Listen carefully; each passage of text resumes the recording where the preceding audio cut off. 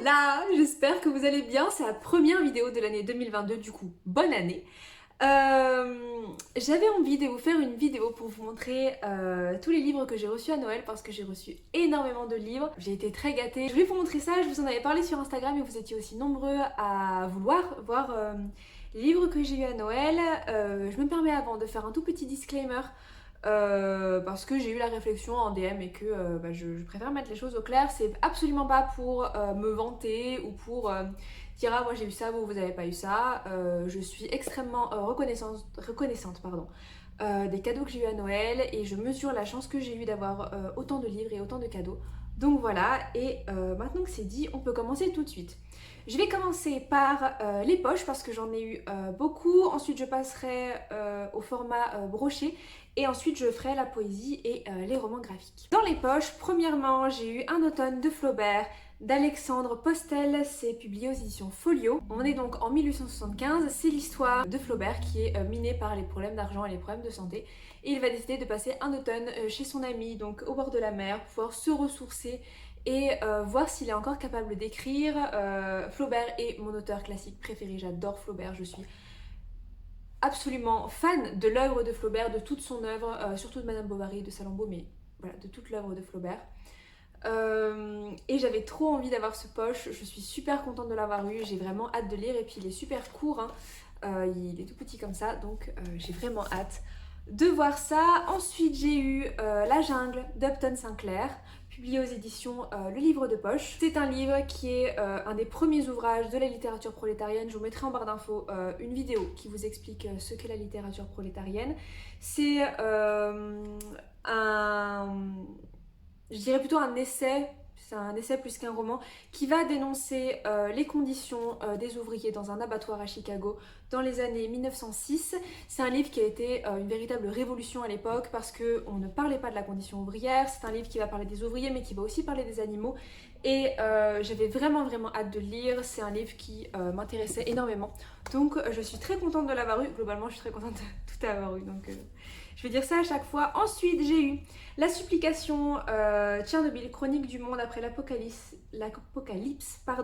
de Svetlana Alexievitch, publié aux éditions J'ai lu. C'est le prix Nobel de littérature. C'est une journaliste qui va interroger des survivants de la catastrophe de Tchernobyl. Elle va vraiment céder la parole à tous ces survivants et montrer l'horreur que ça a été décrite justement par des personnes qui ont vraiment vécu toute cette histoire-là. Au niveau historique, la catastrophe de Tchernobyl, ça m'a toujours beaucoup intéressée. Je vais arrêter de le tenir et je vais le poser. Je vous mettrai en barre d'infos un reel Instagram de Mondrandard pour voir un peu ce qu'est devenu Tchernobyl aujourd'hui. Et je vous mettrai également dans barre d'infos, même si je pense que vous l'avez déjà vu, le reportage de Mamie Twink sur ce sujet. Je voulais ensuite vous montrer Une mémoire pour l'oubli de Mahmoud Darwish aux éditions Babel. On est en août 1982, les troupes israéliennes arrivent à Beyrouth. Et Mahmoud Darwish, il va être chez lui, il va réfléchir à l'historique de sa ville, il va vraiment rentrer dans ses souvenirs. C'est un long travail de mémoire et apparemment c'est un livre qui est très poétique, qui est très intéressant et que j'avais vraiment envie de lire. Ensuite j'ai eu Les Furtifs aux éditions Folio, donc écrit par Alain Damasio. Je vous ai présenté dans une de mes dernières vidéos dans laquelle je vous parlais de mes favoris de l'automne, une pièce de théâtre qui était sur Les Furtifs d'Alain Damasio. Et je voulais voir ce qui avait été gardé dans la pièce et ce qui n'avait pas été gardé, comment ça avait été adapté. Donc du coup, j'avais demandé à Noël Les Furtifs d'Alain Damasio. C'est un très gros pavé et en plus c'est écrit très petit, je pense que vous pouvez le voir. Mais l'écriture d'Alain Damasio est juste dingue et j'ai vraiment hâte de lire. Je suis trop contente. Ensuite, j'ai eu Ceux qui sauront de Pierre Bordage aux éditions Flammarion Jeunesse. On est dans un monde où l'instruction, l'école est devenue illégale et les personnes ne peuvent plus s'instruire. Et on va suivre un groupe de personnes qui, apparemment de ce que j'ai compris, vont apprendre clandestinement et l'accès à la littérature, à l'instruction, c'est devenu vraiment très difficile. J'avais vraiment envie de le lire. Alors c'est de la littérature jeunesse, donc c'est plutôt accessible. Je l'avais vu sur une chaîne YouTube mais je me souviens plus laquelle. Si je retrouve, je vous mettrai ça en barre d'infos. Mais en tout cas, j'ai vraiment hâte de lire ça. J'ai eu Le tatoueur d'Auschwitz de Heather Morris, publié aux éditions J'ai lu. C'est une histoire d'amour en fait, inspirée d'une histoire vraie d'ailleurs, entre un homme et une femme et qui tombent amoureux à Auschwitz, dans le camp de la mort. J'ai entendu énormément de bien de ce roman.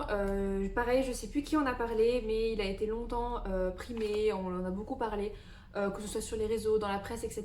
Donc j'avais vraiment envie de le lire. Et pour finir avec les poches, j'ai reçu Tu aimes trop la littérature, elle te tuera, qui sont le recueil des correspondances entre George Sand et Gustave Flaubert. George Sand et Gustave Flaubert, ils ont été amis pendant des années, surtout à la fin de la vie de Flaubert. Et c'est toutes les lettres qui se sont envoyées et vraiment j'ai trop hâte de lire ça, j'avais trop envie de le lire, je l'avais vu dans une librairie à Bruxelles dernièrement et j'avais eu trop envie de l'acheter. Finalement je l'ai demandé pour Noël et je suis ravie. On va maintenant passer au format broché et là je vais vous montrer un truc, vraiment j'étais trop fan d'avoir eu ça, ça m'a beaucoup touchée. Je vous parlais dans ma précédente vidéo, je crois que c'était un tag, je vous le mettrai dans le petit i sur l'écran et également en barre d'infos, du livre Jamais sans ma fille. Attendez, je vais déjà vous expliquer l'histoire. Et je vous disais que ce livre était très important pour moi, je vous invite à retourner voir cette vidéo pour savoir pourquoi elle est importante pour moi. Mais le livre que j'ai, qui est dans ma bibliothèque actuellement, il est très abîmé, il est en très mauvais état, il a des années et des années, et les pages se disloquent, donc je me disais que j'allais le racheter, et je ne l'avais pas encore fait. Et ma maman a trouvé Jamais sans ma fille dans une brocante et elle m'a fait une relure, c'est-à-dire que elle et son chéri m'ont relié le livre, donc c'est du simili-cuir, hein, c'est pas du cuir. Et ils ont mis une petite reliure ici avec des cœurs et ma mère a brodé Jamais sans ma fille sur ce livre et c'est trop beau. Je suis trop contente, c'est une édition qui date de 1988. Et vraiment, c'est magnifique, c'est hyper bien fait. Franchement, pour des personnes qui ne relient pas, ils ont fait ça super bien. Apparemment, c'était super difficile. Je savais même pas que ma maman savait broder, pour tout vous dire. Donc, je suis super contente et c'est un trop beau cadeau de Noël. On va ensuite passer à la poésie. Et là, je vais faire par ordre de taille. J'ai d'abord reçu la petite anthologie des poétesses françaises. Donc, c'est un livre tout petit, tout mignon. Et vous avez de nombreuses poétesses françaises. En fait, c'est trié par siècle. Donc vous avez le Moyen-Âge, le XVIIe siècle, le XVIe siècle, tout ça, de toutes les femmes qui sont pas forcément hyper connues. Hein. Et vous avez à chaque fois un poème de ces femmes-là. Donc ça, je trouve ça super chouette et c'est un super bon cadeau. Ensuite, j'ai reçu Lait et miel de la poétesse Rupico qui fait un recueil de poèmes pour les femmes du XXIe siècle et qui parle de la condition des femmes au XXIe siècle. Et c'est un recueil que je voulais depuis très longtemps et qui est illustré, comme vous pouvez le voir ici. Et pour les personnes qui connaissent, les illustrations dans ce recueil me font beaucoup penser aux illustrations de Man Ray dans Les mains libres de Paul Éluard. Je vous mettrai une petite image ici pour que vous puissiez voir de quoi je parle. C'est un recueil de poèmes que j'avais beaucoup aimé, que j'avais lu au lycée. Et voilà, je suis trop contente d'avoir reçu ça. Et ensuite, j'ai reçu, mais vraiment un truc magnifique, c'est Je serai le feu de Digli, qui est aussi une anthologie, comme le petit livre précédent, d'énormément de poétesses en fait, parfois méconnues. Donc vous avez toutes ces poétesses là, c'est énorme. Et en fait, Digli a illustré. Fait une illustration qui sont absolument magnifiques pour chaque poétesse. Donc par exemple là vous avez Emily Dickinson et vous avez un dessin, c'est magnifique. La chaîne les Éogoriens, on a parlé dernièrement et j'avais trop envie de l'acheter, donc je suis super contente de l'avoir eu pour Noël et ça me remplit de joie. Passons ensuite au roman graphique. J'ai eu premièrement La Bombe, écrit par Alcante Bollé et Rodier, publié aux éditions Glénat. Donc c'est un super gros pavé. C'est l'histoire en fait de la bombe d'Hiroshima. C'est un livre, enfin c'est un roman graphique plutôt, qui m'avait été conseillé par Ludovic Pietu, celui qui a écrit Pédale. Je vous mets le roman juste ici, c'est un roman graphique également. Et il m'avait dit qu'il avait adoré ce roman graphique là. J'avais très envie de le lire, donc je suis très heureuse de l'avoir eu pour Noël. Et alors c'est tout en noir et blanc. Et les graphismes sont super détaillés. Je vais vous montrer une partie comme ça. Et vraiment ça a l'air hyper intéressant. Il paraît que c'est vraiment une pépite, donc j'ai hâte de le lire. Il a été primé de nombreuses fois. Et pour finir, et pas des moindres, j'ai eu Queen en BD, qui est donc une BD sur l'histoire du groupe Queen, et pas seulement l'histoire de Freddie Mercury, même si il est sur l'affiche. Vous le savez peut-être si vous me suivez sur Cultive ton jardin, dans mon compte Instagram un peu plus général, c'est que je suis absolument fan du groupe Queen. J'adore, vraiment depuis toute petite j'adore, c'est quelque chose que je tiens de mon père. Et je suis hyper contente d'avoir eu ce roman graphique, j'ai vraiment hâte de le lire et vraiment j'adore. J'ai des pop Queen, j'ai des t-shirts Queen et la seule chose que je regrette c'est que Freddie Mercury soit mort avant que je naisse. Et du coup de ne pas pouvoir aller voir ce groupe en concert parce que vraiment c'est le groupe de mon cœur.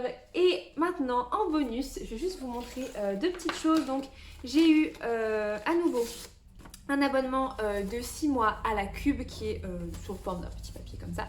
Donc ça c'est super parce que j'adore recevoir des livres dans la Cube, j'adore recevoir des livres tout court. Et j'aime beaucoup la Cube, je vous mettrai ma vidéo dans le petit en barre d'infos dans lequel je vous parle de la Cube. Je vais vous montrer un autre cadeau que m'a fait ma maman. C'est un mug, donc c'est un mug en métal, c'est-à-dire que quand vous le faites tomber, il ne casse pas. Donc ça, pour une personne maladroite comme moi, c'est super. Et donc vous avez d'un côté la couverture de la BD Orgueil et Préjugés que j'avais tant aimé, dont je vous avais parlé en vidéo. Et vous avez sur le devant, je sais pas si vous pourrez voir, ah si, comme ça vous voyez, écrit Cultive ta bibliothèque. Voilà, elle m'a expliqué qu'elle voulait mettre mon logo mais qu'elle l'avait pas trouvé parce que c'est une amie à moi qui a fait une formation de community manager qui m'a fait mon logo, donc c'est elle qui en est la détentrice et qui l'a, et je l'ai pas posté ailleurs. Et du coup elle m'a mis ça, mais c'est trop chouette et du coup c'est mon premier mug avec le nom de ma chaîne, je trouve ça trop chou. Donc voilà, du coup merci encore pour tous ces cadeaux si vous regardez cette vidéo. Et écoutez, n'hésitez pas à me dire vous ce que vous avez eu comme cadeau de Noël en matière de livres. Me dire si vous avez passé de bonnes fêtes, si vous fêtez Noël, toutes ces choses-là. Si vous avez aimé cette vidéo, n'hésitez pas à mettre un petit like ou à vous abonner si ce n'est pas encore fait. En attendant, je vous souhaite une très belle journée et je vous dis à bientôt pour une prochaine vidéo. Salut!